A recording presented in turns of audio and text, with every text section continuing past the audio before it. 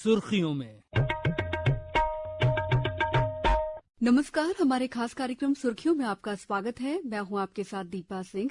जैसा कि आप जानते हैं कि इस कार्यक्रम में हम समसामयिक विषयों और आप श्रोताओं से जुड़े ज्वलंत मुद्दों पर बात करते हैं।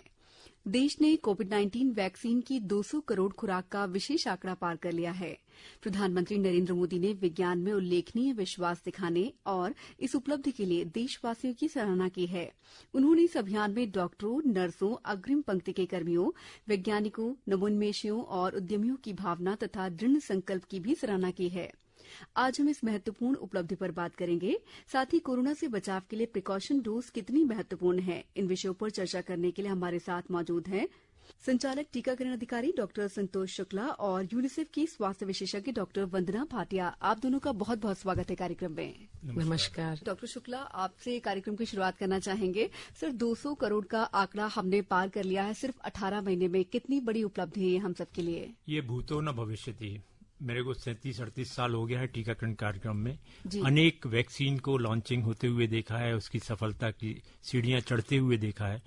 मैं पोलियो की बात करूं तो 18 वर्ष लगे हैं पोलियो को कंट्रोल करने में, और 18 महीने में हमने एक 200 करोड़ का आंकड़ा जो पहले कभी भी नहीं हुआ है, और उसके लिए पूरी एक नेतृत्व होता है राष्ट्रीय स्तर पर माननीय प्रधानमंत्री जी का, राज्य स्तर पे मुख्यमंत्री जी का, और सबसे ज्यादा अगर बधाई के पात्र हैं हमारी जनता जी, जिन्होंने खुद इस चीज को महसूस किया। टीकाकरण चाही गई आवश्यकता है, थोपी गई आवश्यकता नहीं, एक शब्दावली है, उसको चरितार्थ किया। और न केवल खुद को वृद्धजनों ने, बल्कि उन्होंने अपने बच्चों को, गर्भवती माताओं को, जैसे जैसे टीकाकरण का कार्यक्रम बढ़ता गया, 12 से 14 साल के बच्चे जुड़े, 15 से 17 साल के बच्चे। अभी जो नया हम लोग करने जा रहे हैं वो है 18 से 59 साल। सिर्फ प्राइवेट सेक्टर के लिए ये अधिकृत किया था भारत शासन ने। अब 15 तारीख से हम लोगों ने 75 दिन का, आपको मालूम है आजादी का महोत्सव मनाया जा रहा है, तो 75 दिन तक ये हम लोग का कोविड वैक्सीन का अमृत महोत्सव एक जन अभियान के रूप में चलाया जाएगा। जी बिल्कुल सर। इसी से जुड़ा हुआ एक और सवाल है कि इस लक्ष्य को हासिल करने के लिए किस तरह से रणनीति बनाई गई? देखिए, राज्य स्तर पे हमारी एक टास्क फोर्स है, और उसमें निर्णय जो होता है माननीय मुख्यमंत्री जी के निर्देशानुसार हम लोगों ने 7 महाअभियानों की कल्पना की है। 27 जुलाई से पहला अभियान होगा, हर 2 हफ्ते में एक अभियान होगा, प्रत्येक बुधवार को वो अभियान होगा। जब अभियान महाअभियान के रूप में आपने देखा है कि मध्य प्रदेश में रिकॉर्ड टीकाकरण हुआ था, एक दिन में 40 लाख टीके लगे थे। तो एक जैसे युद्ध के लड़ने के लिए सब योद्धा हो जाते हैं, उसी प्रकार से 56 विभाग एकजुट होके उस दिन टीकाकरण और टीकाकरण के ही काम करते हैं। वंदना मैम, आप काफी समय से यूनिसेफ के साथ काम कर रही हैं। यूनिसेफ ने इस पूरे कहते हैं कि ड्यूरेशन में किस तरह से अपनी महत्वपूर्ण भूमिका निभाई है कि हम इस लक्ष्य तक पहुंच पाए हैं? बिल्कुल, इसमें बहुत अहम भूमिका जो थी वो बिल्कुल हमारी राज्य सरकार की थी और केंद्रीय सरकार की थी, क्योंकि जो सारी रणनीति थी वो डॉक्टर शुक्ला सर के नेतृत्व में तैयार हुई थी, एमडी मैम, एसीएस सर के नेतृत्व में तैयार हुई थी। लेकिन जब हम यूनिसेफ की भूमिका की बात करते हैं तो हमारा सबसे अहम जो इसमें काम होता है वो है तकनीकी सहयोग प्राप्त कराना। और जो टीकाकरण हो रहा है उसमें 2 लेवल पे हम तकनीकी सहयोग देते हैं। एक तो जो आपकी डेटा आती है, डेटा को रिव्यू करना, उसके साथ अपनी जो दल फील्ड में काम कर रहे हैं उनकी ट्रेनिंग करना, उनके कोल्ड चेन की रखरखाव की जो है हम लोग सारी जानकारी की ट्रेनिंग करते हैं। हमारे कोल्ड चेन के जो हमारे मैनेजर्स हैं उनकी ट्रेनिंग होती है। उसके अलावा जो हमारे फ्रंटलाइन वर्कर्स हैं उनकी कोविड-19 बीमारी से लड़ने की क्षमता बढ़ाना, उनकी स्किल्स बढ़ाना, प्लस कोविड-19 टीकाकरण, उसके जो तकनीकी एरियाज हैं, किस तरह से टीका लगाना है, किस तरह से वैक्सीन को आपको आगे पहुंचाना है, उसकी मॉनिटरिंग करनी है, वापस लाते वक्त क्या ध्यान देना है, कब डिस्कार्ड करना है। तो ये सारी जो तकनीकी बातें हैं इसकी ट्रेनिंग हम सर के साथ सहयोग देकर हम लोग कर रहे थे। और फिर इन्फेक्शन प्रिवेंशन कंट्रोल जिसको हम कहते हैं, बायोवेस्ट मैनेजमेंट कहते हैं, कोविड अनुकूल व्यवहार व्यवहार, अपने आप को सुरक्षित कैसे रखें, क्योंकि ये जो हमारा फ्रंटलाइन अमला है, फील्ड में रहता है और वो ज्यादा जोखिम में होता है। तो एक मास जब टीकाकरण अभियान चल रहा है, लोग आ रहे हैं, तो अगर हम कोविड अनुकूल व्यवहार खुद अपनाएंगे और सामने वाली भीड़ को भी हम लोग अपनाने के लिए जो तकनीकी शिक्षा देंगे, तो हम लोग खुद भी सुरक्षित रहेंगे और जो टीका लगवाने आ रहे हैं उनको भी सुरक्षित करेंगे। साथ ही जो संचार की जो पूरी, जिसको हम कहते हैं कम्युनिकेशन जो शैली है, जो उसके जो टेक्निकल स्ट्रेटेजी है, उसके साथ भी हमने बहुत काम किया। आईईसी बनाना, आईईसी को टारगेट ऑडियंस तक पहुंचाना, इंटरपर्सनल कम्युनिकेशन टूल्स, स्किल्स करना, मीडिया प्रचार प्रसार का जो हमें मीडिया वर्कशॉप, सेंसिटाइजेशन, और अंत में अगर कोई एईएफआई हो जाती है तो सर के साथ मिलकर हमारी एक पूरी जो स्टेट टास्क फोर्स का पार्ट होकर हम लोग उसका इन्वेस्टिगेशन करते हैं। तो ये काम, हम तकनीकी काम जो है, यूनिसेफ की भूमिका है। प्लस आपको जानकर खुशी होगी से यूनिसेफ के सहयोग से मध्य प्रदेश टूरिज्म के साथ मिलकर, एनएचएम के साथ मिलकर एक ड्राइव इन वैक्सीनेशन का जो ड्राइव इन थिएटर में वैक्सीनेशन जो है पहले भी हमने किया, और इस सत्र के लिए जहां निःशुल्क हो रहा है प्रिकॉशन डोज, तो उसमें भी हम लोग ये ड्राइव इन फिर से शुरू कर रहे हैं। तो वो भी एक बहुत अच्छा जो भूमिका है यूनिसेफ का रहा है इसमें।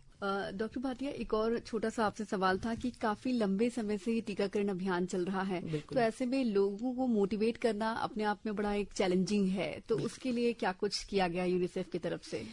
जो सबसे पहले जो मोटिवेशन की जब बात आती है, तो हमारे कुछ तकनीकी जो दल हैं वो फील्ड में हैं, कुछ कंसल्टेंट्स होते हैं डिस्ट्रिक्ट पे, रीजन पे, स्टेट लेवल पे, तो हम लोग उनके साथ मिलकर जो है पहले तो टेक्निकल ट्रेनिंग्स का आयोजन करते हैं फ्रंटलाइन वर्कर्स के साथ मिलकर।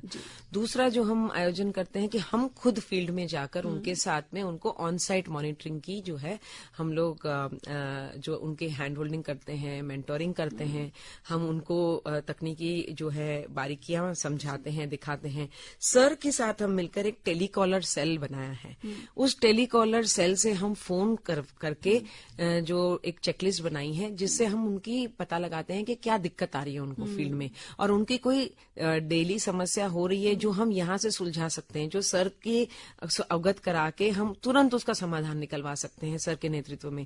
तो वो तुरंत शाम को बैठक होके वो तुरंत जो समाधान है हम पहुंचाते हैं, ताकि उनका मनोबल जो है फील्ड में बना रहे कि हम इतनी मेहनत कर रहे हैं, लेकिन अगर वैक्सीन नहीं पहुंची है, अगर कोई सत्र बंद है, और अगर हमें किसी से ऑर्डर निकलवाना है कि कुछ आपको कोई चीज पहुंचानी है या कोई जो इंजेक्शंस को प्राप्त कराना है, तो सर उसमें हेल्प करते हैं। वो डीआईओस को, सीएमएचओस को तुरंत जो है मोटिवेट करते हैं। एक बहुत अच्छी बात हुई है, जो अच्छे जो कार्यकर्ता हैं, चाहे वो फ्रंटलाइन में फील्ड में हो, आशा हो, एएनएम हो, या फिर हमारे हेल्थ ऑफिसर्स हो, कम्युनिटी हेल्थ ऑफिसर्स हो, या फिर हमारे ब्लॉक और कम्युनिटी जो मोबिलाइजर्स हो, या डीपीएम्स हो, डीआईओस हो, इनको भी एक मान्यता दी जाती है कि आपने आपके क्षेत्र में इतने सारे टीकाकरण किए, तो इनको एक जो प्रमाण पत्र जो है सर के ही नेतृत्व में एक्चुअली जो है वो प्रमाण पत्र दिया गया, और आदरणीय मुख्यमंत्री के द्वारा साइन किया हुआ प्रमाण पत्र रिलीज हुए, एप्रिसिएशन लेटर्स रिलीज हुए, तो वो भी एक उनको बहुत मोटिवेशन होता है। और एक जो है समुदाय के साथ जो एंगेजमेंट की हम बात करते हैं, तो जैसे ट्राइबल जिले हैं, वहां इनको जैसे मनोबल बना रहे, तो हम लोग इनके साथ बहुत क्लोजली प्लान बनाते हैं, ताकि वहां के तड़वी पटेल और वहां के पंच जो है, सरपंच या ट्राइबल विभाग, वन्य विभाग, इनके साथ मिलके हम रणनीतियां बनाते हैं, ताकि इनको सहयोग मिले कि जहां ये पहुंच नहीं पाए, तो उस विभाग के जो कार्यकर्ता पहुंचकर या समुदाय के लीडर्स पहुंचकर अपने गांव को मोटिवेट करते हैं वैक्सीनेशन के लिए, अभियान के लिए आने के लिए। और इस तरह से सर ने इवन बेस्ट विलेजेस को हमने मान्यता दी। कलेक्टर सर ने एप्रिसिएशन लेटर्स दिए पंचों को, जिनकी 100% वैक्सीनेशन हो गई थी। तो ये भी बहुत एक उनका मनोबल बिल्कुल कह सकते हैं कि एप्रिसिएशन से कॉम्पिटिशन सा हो जाता है कि सोचते हैं कि यहाँ पे वैक्सीनेशन हो गया तो हमको भी 100% वैक्सीनेशन कराना है। सर, जैसा कि मैम ने बताया कि एक टेली सेल भी बनाई गई, किस तरह से सेल काम करती है, विस्तार से आपसे जानना चाहूंगी। देखिए, ये हमने टेलीकॉलर सिस्टम सबसे पहले मिशन इंद्रधनुष में पहली बार नवाचार के रूप में भारतवर्ष में पहला राज्य था जहां पे यूनिसेफ सपोर्ट से हमने इसको किया। और उसकी जो लंबी एक इतिहास है सक्सेस स्टोरीज का, और हमें ऐसे ऐसे क्राइसिस मैनेजमेंट कर पाए उनकी मदद से। मैं आपको बताऊं कि टीकाकरण जब अभियान के रूप में चलता हैगा, तो लास्ट मिनट तक कम्युनिकेशन रिपोर्ट, उनका ड्यूटी ऑर्डर जो है एएनएम तक मेल पे डाल के पहुंचता है। मेल, इंटरनेट नहीं खुलता है दूरस्थ क्षेत्रों में। तो हम जब टेलीकॉलर्स के माध्यम से एएनएम से डायरेक्ट वार्तालाप किया, डिस्ट्रिक्ट पन्ना की बात करूं, तो वहां पे उन एएनएम को खबर नहीं थी कि सोमवार से अभियान हैगा। तुरंत हमने कम्बैट ऑपरेशन किया, पूरी टीमों को वापस खड़ा किया। भले ही हम 12 बजे से चालू कर पाए, मगर अभियान को हम वापस खड़ा कर पाए। दूसरा मैं आपको उदाहरण दूं, अभी जब कोविड वैक्सीनेशन 16 जनवरी 2021 में चालू हुआ था, तो हमारे पास मैसेज आया डीआईओ झाबुआ अलीराजपुर कि सर हम लोग को तो बहुत ज्यादा परेशानी हो रही है, वैक्सीन कैरियर जाता है और पूरा आ जाता है, एक भी डोज नहीं लग रहा है और इतनी जिल्लत तो हम सह नहीं सकते हैं, खून के आंसू आ रहे हैं और हमें तो आप मुक्त कर दीजिए ड्यूटी से। तो हमने कहा नहीं, हमारे पास एक बहुत बड़ा अमला है टेलीकॉलर्स का, हम रीजन एनालिसिस करना, कारणों की विवेचना करेंगे, उनके माध्यम से एएनएम आशा से पूछताछ की कि बताओ क्या परेशानी आ रही, क्यों नहीं लगा रहे हैं टीके। तो 15-20 ऐसे कारण निकल के आए। उसको यूनिसेफ की सपोर्ट से हमने उसके आंसर्स भी डेवलप किए, फ्रीक्वेंटली आस्क्ड क्वेश्चन आंसर, और उसके हिसाब से हमने 40 लाख महिलाओं को जागृत किया। 44,000 गांवों में जो आजीविका मिशन के अंतर्गत पंजीकृत थी, एनआरएम डिपार्टमेंट का यूज किया। फिर 32,000 हमारे साथिया थे जिनको एफएक्यू के माध्यम से हमने समझाया, उनको पहले खुद को वैक्सीनेट कराया और उनके फिर परिवारजन को कराया। और आपने सुना होगा कि प्रधानमंत्री जी ने जो एप्रिशिएट किया था नरसिंह रुंडा गांव, जहां देश का पहला ट्राइबल विलेज था जहां दोनों डोज पूरे हुए थे। तो एक क्राइसिस मैनेजमेंट कम्युनिकेशन के थ्रू हम लोगों ने किया है, ये मुकाम हासिल सफलता किया है। की कहानी है टेलीकॉलर सिस्टम। बिल्कुल बिल्कुल सर, बिल्कुल सही कहा सर आपने। डॉक्टर भाटिया, प्रिकॉशन डोज जैसा कि आपने बताया ड्राइव इन भी शुरू हो रहा है, तो कितनी इम्पोर्टेंट है प्रिकॉशन डोज को लगाना? अभी लोग कह रहे हैं कि जैसे कोविड कम होता जा रहा है तो हम प्रिकॉशन लगवाएं या ना लगवाएं, बहुत कंफ्यूजन है लोगों में। बिल्कुल, सबसे पहले तो हम ये भ्रांति दूर करेंगे कोविड कम होता जा रहा है। कोविड हालांकि आपको एक आस्ते आस्ते हम देखेंगे, जिस तरह सीजनल फ्लू आता है तो कोविड भी कुछ पीक सीजन्स होते हैं कोविड के, वो आस्ते आस्ते हमें खबर जो है डेटा से पता चलती है या जो है अगली वेव्स से पता चलती है। तो यही वेव्स जब हम कहते हैं वो क्या है कि ये अब कोविड का जो है सीजन आ गया फिर से।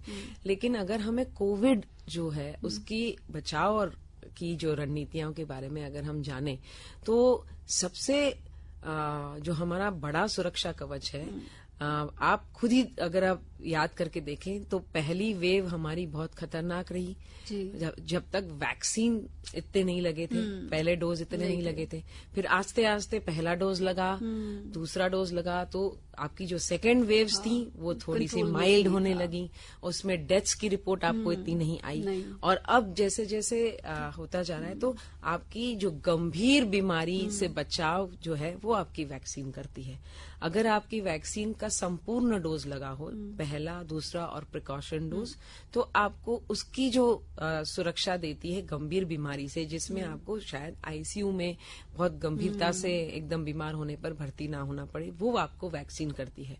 लेकिन आपको कोविड से बचना है तो उसका जो कोशिश है वो आपको मास्क, हैंड वॉशिंग है ना, और जो 6 फुट की दूरी जिसको हम सोशल डिस्टेंसिंग कहते हैं, यही 3 चीजें आपको कर सकती हैं। Plus correct way of wearing mask, correct way of disposing mask, और अगर आप कपड़े के मास्क पहन रहे हैं तो correct way of washing mask. ये 4 आपकी छतरियां हैं। इन छतरियों के बिना आप बारिश में नहीं निकल सकते, है ना, तभी आप भीगने से बचेंगे। तो ये मौसम भी है बारिश का, तो ये चीज है। एक छोटी सी चीज और कहना चाहूंगी, जब हम सर से बात कर रहे थे रख रखाव के बारे में और वैक्सीन पहुंचाने के बारे में, तो शुरुआती में हम ये समझ चुके थे कि रूटीन इम्यूनाइजेशन जो टीकाकरण है उसमें और कोविड में कोल्ड चेन स्पेस जो है आपको और ज्यादा लगेगी, रख रखाव के लिए जगह और ज्यादा बढ़ेगी आपकी, क्योंकि ज्यादा वैक्सीन सिस्टम में आएंगी। तो इसकी रणनीति के लिए यूनिसेफ ने सर के नेतृत्व में बहुत सपोर्ट किया। नेशनल और स्टेट लेवल से जो आइसलाइन रेफ्रिजरेटर्स होते हैं उनका भी जो है एक पूरा ऑर्डर आया, और एक काफी ऑलमोस्ट 108 जो आइसलाइन रेफ्रिजरेटर्स एडिशनल स्टेट को मिले, वो हम लोगों ने हमने कोशिश करके यूनिसेफ की मदद से जो है सर के नेतृत्व में पूरे स्टेट में पूरे प्रदेश में जो है हमने डिस्ट्रीब्यूट कराए थे। बिल्कुल, ताकि वैक्सीन सबको प्रॉपर तरीके से मिल सके, सही समय पर नियरेस्ट पॉइंट तक पहुंच सके। डॉक्टर शुक्ला, 200 करोड़ का आंकड़ा तो हमने पार कर लिया है, अब हमारा अगला लक्ष्य क्या होगा? देखिए, हमारा एक ही लक्ष्य है कि हर अंतिम व्यक्ति तक हमारा टीका पहुंचे और एक भी घर और एक भी हमारा हितग्राही वंचित ना रहे टीकाकरण सेवाओं से। तो हमारे तो प्रदायगी तो हम कर सकते हैं, मगर टीकाकरण को छुपी हुई आवश्यकता नहीं होना चाहिए। जी। और इसके लिए मैं धन्यवाद देना चाहूंगा यूनिसेफ जैसी संस्थाओं को, हमारे कई एनजीओज भी हैं फील्ड में जो लोगों को सचेत कर रहे हैं, जागृत कर रहे हैं। अभी आप पूछ रहे थे कि अब बीमारी का भय से तो लोग अभी भयाक्रांत नहीं है, स्वतंत्र हैं, घूम रहे हैं, पिकनिक जा रहे हैं, भीड़ में भी जा रहे हैं, मास्क भी नहीं पहन रहे हैं। उनके लिए उदाहरण के रूप में हमें देखना होगा। कृपया भय न पालें, मगर यथार्थ को तो स्वीकारें। चीन, कोरिया और अभी हाल ही आज ही ऑस्ट्रेलिया का आया है कि वहां पे अस्पतालों में भीड़ इतनी हो गई है कि हजारों लाखों, और उसका एक जब कारण हुआ कि क्यों वहां भी टीके लगे थे और बहुत तेज लगे थे, फिर ऐसा क्या कारण हो गया? तो कारण ये निकल के आया कि 2 टीके जब लगते हैं तो हमारी 9 महीने तक पूरी सुरक्षा रहती है, जो सुरक्षा कवच है। उसके बाद एंटीबॉडीज कम होने लगती है। इसलिए देखा होगा कि भारत शासन ने निर्णय लिया कि सेकेंड डोज के बाद हमें अतिरिक्त डोज भी लेना है। इसका नाम दिया था प्रिकॉशन डोज। और जब देखा कि बीमारी फिर से बढ़ रही है तो इसको फिर से रीचेक किया कि 9 नहीं, अब तो 6 महीने के अंतराल से ही देना होगा। तो ये व्यवस्था वहां हुई, मगर कहाँ गलत कर लिया कि उन्होंने जो एसएमएस का पालन करना था, सोशल डिस्टेंसिंग, मास्क और सैनिटाइजेशन, वो बिल्कुल फ्री हो गए। इवन अमेरिका जैसे राष्ट्र में राइटिंग में उन्होंने बोल दिया कि मास्क की आवश्यकता नहीं है। अब अपनी गलती को वो स्वीकार कर रहे हैं जब वो भुगत रहे हैं बीमारी। तो आप सभी नागरिकों से करबद्ध प्रार्थना है कि जब तक समूल नष्ट नहीं हो जाता वायरस इस धरा से, हमें अपने बचाव के 2 ही तरीके हैं। पहला, जब वैक्सीन नहीं आई थी तो हम लोग एसएमएस का प्रयोग कर रहे थे, और दूसरा वैक्सीन के बारे में बता दें कि हमारी 95% इसमें सुरक्षा दर है। 5% ऐसे नागरिक जिनकी इम्यूनिटी रिस्पॉन्ड नहीं करती है, और वही एक फोकस हो जाते हैं कि इन्फेक्शन री इन्फेक्शन होने लगता है। मगर मध्य प्रदेश में अभी हमने जब देखा कि महाराष्ट्र और केरल में बहुत तेजी से महामारी बढ़ चुकी थी अभी नए वेरिएंट के साथ, मगर आपने देखा हमारे अस्पतालों में भीड़, वेंटिलेटर पे डेथ का कहीं रिपोर्ट नहीं हुई। क्यों नहीं हुई? क्योंकि 98% हमारे दोनों डोज कवर्ड थे नागरिक, न वेंटिलेटर पहुंचे न मृत्यु हुई। तो आपको ये एहसास होना चाहिए और इसको समझदारी से सभी को बताएं भी कि हमें टीके के महत्व को समझना हैगा। जितने भी बार भारत शासन बोलता है कि आपको एक प्रिकॉशन डोज फर्स्ट लगाना है, फिर बाद में अगर सेकंड का भी बोलते हैं तो गो फॉर इट, उसके लिए जाइए, आप जरूर लगाइए। बिल्कुल। तो बेहिचक आमजन से ये अपील है कि इसमें ये भी देखिए कि अभी ये भी साबित हो गया कि हानि रहित हैं। कल शाम तक हम लोग 12 करोड़ 13 लाख टीके लगा चुके इस प्रदेश में। मैं आपको बताऊं कि 30 मिनट के अंदर हम लोग देखते हैं रोक के हर बेनिफिशियरी को कि कहीं अचानक कोई इवेंट तो नहीं हो रहा है, दुर्घटना तो नहीं हो रही है उसके साथ। तो एक भी हमारी अनहोनी घटना 12 करोड़ 13 लाख डोज में नहीं रिकॉर्ड है, ऑन रिकॉर्ड हैगा। तो इतना सुरक्षित जब टीका है, इतना असरकारी कि हमें अस्पताल जाने से, बीमारी होने के बाद भी बचा लिया, तो ये संदेश घर घर तक पहुंचना चाहिए और हमें खुद में एक भूख पैदा होना चाहिए कि हम सबसे पहले लाइन में खड़े होंगे और अपने को सुरक्षित रखेंगे। बिल्कुल सही कहा डॉक्टर शुक्ला ने। डॉक्टर भाटिया, क्या प्रिकॉशन डोज हर किसी के लिए है? 18 की उम्र से लेके ऊपर जितने भी हैं सभी के लिए प्रिकॉशन डोज है। पहले 60 के ऊपर सभी के लिए था, अब 18 से ऊपर सभी के लिए प्रिकॉशन डोज है। 18 साल की उम्र से ऊपर सभी के लिए प्रिकॉशन डोज है। एक उदाहरण मैं ये देना चाहूंगी आपको कि अगर हमें सर्दी खांसी भी मामूली होती है तो भी हमारे 2 या 3 दिन हमें छुट्टी लेनी पड़ती है, हम काम पे नहीं जाते, हमारा आर्थिक नुकसान हो जाता है। वो 3 दिन जहाँ पे सिक लीव की प्रावधान है वहां मिलेगी, जहाँ नहीं है, जो दिहाड़ी करते हैं उनका तो 3 दिन का नुकसान हो जाता है। क्यों न हम टीका लेके खुद को सुरक्षित रखें ताकि हमारा एक निःशुल्क टीका से हम अपना आर्थिक नुकसान बचा सकते हैं। आपने देखा लॉकडाउन में भी कितना आर्थिक नुकसान हुआ। तो टीका और साथ में मास्क, सैनिटाइजेशन और जो सोशल डिस्टेंसिंग जिसको हम कहते हैं, ये चारों चीज अगर हम अपना लें तो एक आप 10 रुपए की मास्क लेंगे या आप 200 रुपए की दिहाड़ी का नुकसान करेंगे बीमार पड़ के, या एक निशुल्क टीका लेंगे या आप अपनी दिहाड़ी का नुकसान करेंगे। आपका पूरा वर्क फोर्स सुरक्षित हो जाता है। तो अगर हम इसी तरह चलते रहना चाहते हैं ताकि एक भी लॉकडाउन ना हो, तो ये चारों चीज हमें करनी होगी। नहीं तो हाँ, गंभीर बीमारी तो नहीं होगी, लेकिन आप 7 दिन के लिए भी बीमार पड़ जाते हैं तो आपका तो बुरा नुकसान हो जाता है। तो ये चीजें मैं आपको जो है प्रिकॉशन डोज के बारे में मैं कहूंगी कि प्लीज इसका पालन करें। अभी हमारे पूरे लीडर्स ने मिलकर इसको निशुल्क बनाया है। कुछ ही दिन पहले तक हमें इसे पैसे देकर लेना पड़ रहा था, पर अब फिर से हमने इसको निशुल्क अभियान चला रहे हैं। तो ये एक बहुत बड़ी हमारे लिए अपॉर्चुनिटी है जिसको हम मिस कर देंगे अगर हमने इसका लाभ नहीं उठाया तो। बिल्कुल, तो जाहिर तौर पर हम सबको इसका लाभ उठाना चाहिए। डॉक्टर भाटिया, एक और सवाल है, जो विमेन प्रेग्नेंट हैं उनको बहुत कंफ्यूजन होता है कि प्रिकॉशन डोज लूं या ना। उनको 2 डोज हो चुके हैं लेकिन अभी प्रेग्नेंट हैं, तो क्या वो ले सकती हैं प्रिकॉशन डोज? बिल्कुल ले सकते हैं, क्योंकि आप जानते होंगे कि प्रेगनेंसी में भी कभी कभी इम्यूनिटी कम होती है। तो ये एक वक्त होता है प्रेग्नेंट वुमन को जो है और एक सुरक्षा कवच देने का, अगर वो एलिजिबल पीरियड में है तो। फर्स्ट उसका 6 मंथ्स हो गए हैं, लास्ट डोज लगा के एलिजिबल पीरियड में है और कोई मेजर कॉम्प्लिकेशन नहीं है जिसका जहां पर उसको डॉक्टर्स मना करें कि अभी रुक जाइए, बाद में लेना है, तब तक हर प्रेग्नेंट वुमन ले सकती है। डॉक्टर शुक्ला, अगर कोई स्पेसिफिक इंस्ट्रक्शन हो तो आप इसमें जरूर ऐड कर सकते हैं। देखिए, जहां तक बात करूं मैं प्रेग्नेंट वुमेन का, तो मध्य प्रदेश ने टॉप किया है कंट्री के अंदर। पहले बहुत ज्यादा भ्रांति थी कि ऐसा ना हो कि एबॉर्शन हो जाए या हम लोग जब मेंसेस पीरियड में लगा सकते हैं कि नहीं। तो इस सब के लिए भी हमने वही फ्रीक्वेंटली आस्क्ड क्वेश्चन आंसर बना के हमारी जितनी भी गर्भवती महिलाएं उनके परिवारजनों को जागृत किया कि ये उतना ही सेफ है जैसे आम आदमी में हम टीका लगा रहे हैं। और प्रेग्नेंट वुमेन में भी हमें ये खुशी हो रही है बताते हुए कि हमारी कोई भी प्रेग्नेंट वुमेन में जिनको कोविड के दोनों टीके भी लगे हैं, कहीं कोई अनहोनी घटना नहीं घटी, तो बहुत सुरक्षित है। बिल्कुल, कई लोग डॉक्टर साहब कहते हैं कि दोनों टीके लगा चुके हैं उन्होंने, अब उनको कोई प्रॉब्लम नहीं है, तो अब क्या उनको प्रिकॉशन डोज की आवश्यकता नहीं है? नहीं, फिर से आपको गलतफहमी के कृपया शिकार न हो। आपकी एंटीबॉडीज 2nd डोज के बाद निम्न स्तर पे पहुंच चुकी है, इसीलिए तो प्रिकॉशन डोज की उत्पत्ति हुई कि आपको एक बूस्टर करना पड़ेगी इम्यूनिटी। तो आपको पुनः वापस अपनी इम्यूनिटी बढ़ाने के लिए टीका लगाना जरूरी है, प्रिकॉशन डोज। दीपा जी, इसमें मैं एक बात जोड़ना चाहूंगी। आप सुबह नाश्ता खाकर निकलते हैं जी, दोपहर तक आपको फिर भूख लगती है, बिल्कुल, फिर हम कहते हैं क्या कि दोपहर को हम खाना ना खाएं जी, या शाम को ना खाएं। तो इसी तरह, क्योंकि हमारी बॉडी में जो हमें इम्यूनिटी की जरूरत है वो ये टीका उसके लिए ये खुराक है, हमारी जो एंटीबॉडीज की खुराक है ये टीका। अगर आप एंटीबॉडीज की लेवल को मेंटेन करना चाहते हैं तो ये जो है रिसर्च से पाया गया है कि आफ्टर 2nd डोज आस्ते आस्ते 6 महीने के बाद डिप होने लगती है।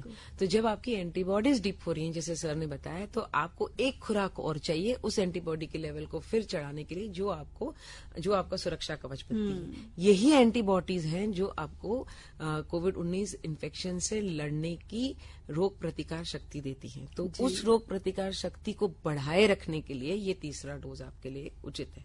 ये उसका 3रा जो है खुराक है। बिल्कुल डॉक्टर शुक्ला, जैसा कि डॉक्टर भाटिया भी बता चुकी हैं, 18 साल से ऊपर कोई भी प्रिकॉशन डोज लगवा सकता है 60 साल तक। तो डॉक्टर शुक्ला, जो लोग जिनको गंभीर बीमारियां हैं, हृदय रोग है, किडनी डिसीजेज हैं और भी कई तरह की बीमारियां हैं, तो क्या वो लोग भी प्रिकॉशन डोज के लिए लगवा सकते हैं? बिल्कुल, उनको पहली प्राथमिक तौर पे हमें लगाना होगा। वो हाई रिस्क ग्रुप कहलाता है क्योंकि उनमें प्रतिरोध शक्ति बहुत कम हो गई है बीमारियों के कारण। तो अभी जैसे ही प्रिकॉशन डोज चालू हुआ था, आपको मालूम है, वृद्धजन को हमने टारगेट किया था, 60 साल से अधिक हैं, चाहे वो कोमार्बिड है या ना हो।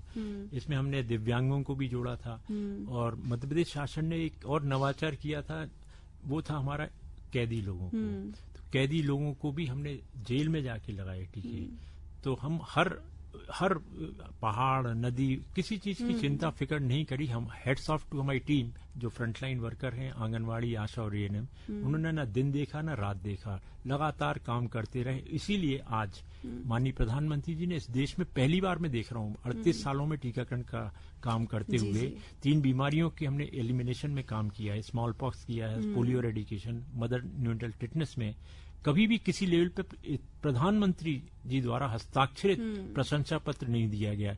आज सेल्फ सर्टिफिकेट आप निकालने के लिए एक लिंक आ गई है। हम लोग सब पूरे प्रदेश के हमारी करीब 1 लाख से अधिक आंगनबाड़ियां हैं, 71,000 हमारी आशा हैं और 14,000 हमारी वैक्सीनेटर्स होंगे। तो हमें लग रहा है कि उनके चेहरों पे कितनी खुशी होगी जब वो सर्टिफिकेट उन्हें मिलेगा माननीय प्रधानमंत्री जी का।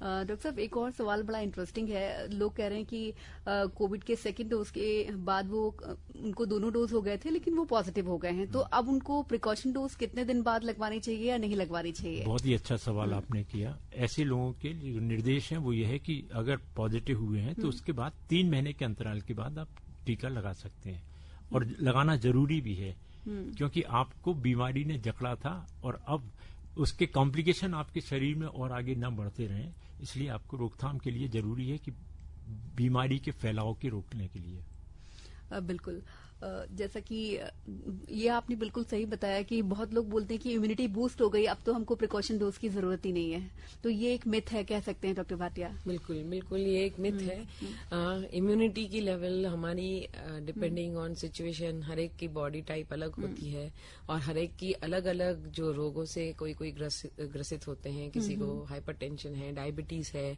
किसी को कोई और बीमारी है जो ऑटो इम्यून है। तो ऐसी स्थिति में हर एक की इम्यूनिटी की लेवल अलग है। इवन हेल्दी लोगों में इम्यूनिटी गिर सकती है, इवन सीजनल बीमारियों के साथ गिर सकती है। तो हमें उस इम्यूनिटी को बरकरार बनाए रखना है अगर, तो प्रिकॉशन डोज की बहुत बहुत जरूरत है। बिल्कुल डॉक्टर भाटिया, जरूरत तो है, लेकिन उसके साथ साथ अगर मान लीजिए किसी ने प्रिकॉशन डोज लगवाई है तो उसको क्या क्या सावधानियां बरतनी होंगी? प्रिकॉशन डोज लगवाने के पहले तो अगर आप अपने नजदीकी टीकाकरण केंद्र के जहां जा रहे हैं प्रिकॉशन डोज लगवाने, तो वहां पर आप मास्क पहने बिना ना जाएं, है ना, क्योंकि वहां भीड़ इकट्ठा हो सकती है। तो मास्क, सैनिटाइजेशन जारी रखें। अगले या पिछले कैंडिडेट के बीच अपना जो डिस्टेंस है 6 फीट या 2 गज की दूरी बनाए रखें। भीड़ भाड़ ना करें, वहां पर थोड़ा नियम बनाए रखें, तो इससे आप खुद सुरक्षित रहेंगे। क्योंकि अक्सर वहां अगर बीमारी उनको जकड़ लेती है, फिर कोइंसिडेंटली टीका लगने के बाद उनको लक्षण दिखने लगते हैं, कहते देखिए टीका लगवाने गए थे, कोविड होकर आ गए। तो ये अपनी ही गलती से होता है। तो पहले तो ये सावधानी। दूसरी सावधानी हमें ये लेनी है कि आधे घंटे तक वेट करना है कि अगर कोई वहां पर आपको कोई अचानक कोई बीपी गिर गया या कुछ प्रॉब्लम हुआ टीका गिरने के बाद, तो वो ना हो। तीसरी सावधानी, जाने के पहले खाली पेट ना जाएं, खाना खाकर जाएं, क्योंकि कुछ लोगों को डायबिटीज हो सकती है, हाइपोग्लाइसीमिया हो सकता है, तो उनको चक्कर आ सकते हैं, गिर सकते हैं, तो वो टीके से जोड़ेंगे उसको, फिर वो गलत मैसेज जाएगा। तो पेट को खाली रख के ना जाएं, नाश्ता खाकर जाएं, खाना खाकर जाएं। कितने बजे जा रहे हैं? आपका सेशन कोविन से जो है ऐप से मैसेज आ जाता है कि आपके इतने दिन हो चुके हैं, आप ड्यू हो, एलिजिबल हो। तो अपना सेशन ड्यू है, आपका ये सर्टिफिकेट निकल जाएगा कोविन ऐप से, वो लेकर जाएं। अपने पास कोविन ऐप में आपने जो नंबर दर्ज किया होगा, फोन नंबर, उससे आपको मिल जाएगा। पोस्ट टीकाकरण पहले 24 घंटे 48 घंटे में बुखार आना, ललामी होना, थोड़ा सा दर्द होना नॉर्मल है, मतलब टीका काम कर रहा है, उसमें चिंता ना करें। लेकिन अगर 3 दिन से अधिक ये रहे बुखार और तेज होता जाए बुखार और उतरे ना, तो कोविड की जांच भी करा लें और नजदीकी डॉक्टर से अपना बात करा लें। डॉक्टर शुक्ला सर, आप कुछ ऐड करना चाहते हैं? हाँ, इसमें ये जिनको ब्लड प्रेशर की बीमारी है वो जरूर देखें कि उस दिन ब्लड प्रेशर जरूर चेक कर लें, उसकी दवा जरूर लेके जाएं। ऐसा न सोचें कि चलो टीके के पहले हम अपनी दवा छोड़ देते हैं, बाद में लेंगे। तो ये भी हमें सावधानी रखना पड़ेगा। जैसे डॉक्टर भाटिया ने बताया, कोविन पोर्टल एक बहुत बड़ी सहूलियत है हमारे नागरिकों के लिए। एडवांस बुकिंग आप कर सकते हैं, आप लोगों ने किया भी है, और हमारे 65% कंट्री का यूथ है वो बहुत ज्यादा चैंपियन हो चुका है। cowin.gov.in पे अपने को रजिस्ट्रेशन कर लें, तो ऑनलाइन बुकिंग के साथ जब जाते हैं तो वेटिंग टाइम आपका कम हो जाएगा, बहुत अच्छा सहूलियत मिलेगी आपको। बता रही कई बार जो ये होता है कि लोग सोचते हैं आधार ही ले जाना है। आपने पिछली बार जो भी आपके आईडी पत्र दिए होंगे, कोई किसी ने आधार दिया होगा, किसी ने लोकल समग्र या पैन या वोटर आईडी दिया होगा, तो जो आपकी आईडी दी गई थी वो भी आप ले जा सकते हैं। जरूरी नहीं कि आप आधार ले जाएं, क्योंकि ये भ्रांति होती है तो कई बार वो लेकर नहीं जाते, भूल जाते हैं, तो उससे नहीं लगा पाते हैं। और दूसरा जो है, जैसे सर ने कहा कि अगर एसएमएस आपका नहीं आया है तो आप चेक करें अपना खुद कोविन में जाके। कुछ केस ऐसे भी हुए थे कि कई बार एसएमएस आ जाता था कि आपको लग गया है लेकिन आपने लगाया नहीं होगा, तो वहां जाकर चेक करवाइए, वो आपका रिवर्स करके आपको टीका लगा देंगे और आपकी वो जो गलती हुई होगी, कभी कभी फोन नंबर की गलती से ये एरर हो सकता है, तो वो सुधार के आपको टीका मिल जाएगा। कुछ लोग ऐसे भी होते हैं जैसे हमारे साधु लोग हैं या हमारी जो माइग्रेटरी पॉपुलेशन है जिनके पास कोई आइडेंटिटी कार्ड नहीं होता है, तो पर्सन विदाउट आइडेंटिटी का भी एक प्रोविजन है कोविन पोर्टल में। तो ये ना सोचें कि हमारे पास तो कुछ भी नहीं है तो मैं क्या करूंगा। आप वहां जाइए, आपको मदद करेंगे। हमारी सभी टीमों को हमने प्रशिक्षित कर रखा है। बिल्कुल बिल्कुल। डॉक्टर शुक्ला, डॉक्टर भाटिया, आप लोग आए, धन्यवाद आप दोनों का। बहुत धन्यवाद दीपा जी, और सारे श्रोताओगण का धन्यवाद। डॉक्टर शुक्ला जी आपका भी, और सबसे अनुरोध है कि प्लीज टीका लगवाएं और प्रिकॉशन डोज लें और हमारा जो ये अभियान है सफल बनाएं। तो इसी के साथ कार्यक्रम सुर्खियों में इतना ही। दीजिए इजाजत, नमस्कार। सुर्खियों में